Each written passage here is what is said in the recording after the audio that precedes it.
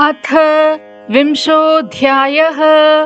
वृषराशेः मृगशिरा नक्षत्रस्य प्रथमचरणम्। शिव उवाच। अथ वक्ष्ये महादेवी चन्द्रनक्षत्रजं फलम् यत्कृतं मानुषैः पूर्वं तच्छृणुष्व वरानने।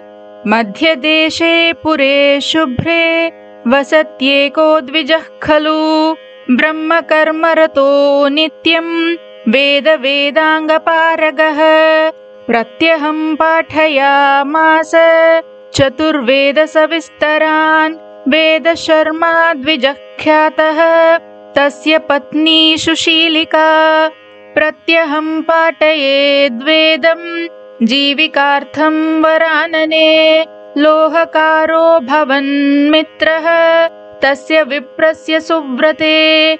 स्वर्णशतफलं देवी स्थापितं लोहकर्मणा तस्य विप्रस्य भवने मित्रत्वाच्च वरानने।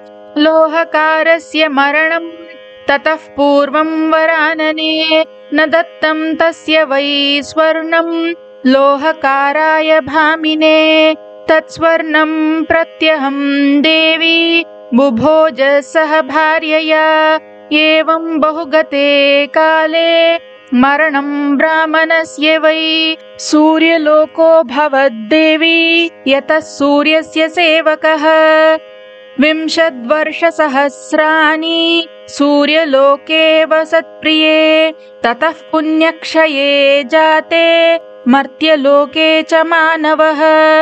पुत्रकन्या विहीनस्तु धनधान्यसमन्वितः। लोहकारस्य स्वर्णं हि गृहीतं नैव दत्तवान्। तेन कर्मविपाकेन लोहकारः सुतोऽभवत्। प्रीतिमांश्चैव सर्वेषां पितृमातृप्रियङ्करः। युवरूपं समापन्नः तदा मृत्युर्भवेदनु। पुनः पुत्रस्य चाभावः कन्यका नैव जायते।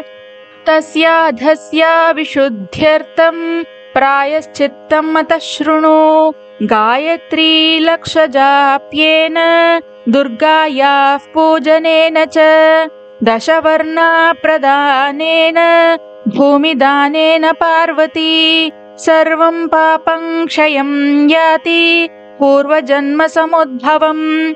गयाश्राद्धं प्रयत्नेन तदर्थं न्यतः प्रिये। प्रयागे मकरे मासि स्नानं कुर्यात् प्रयत्नतः। ततः पापं क्षयं याति पुनः पुत्रश्च जीवति। रोगाः सर्वे क्षयं यान्ति नात्र कार्या विचारणा। इति 20ोऽध्यायः।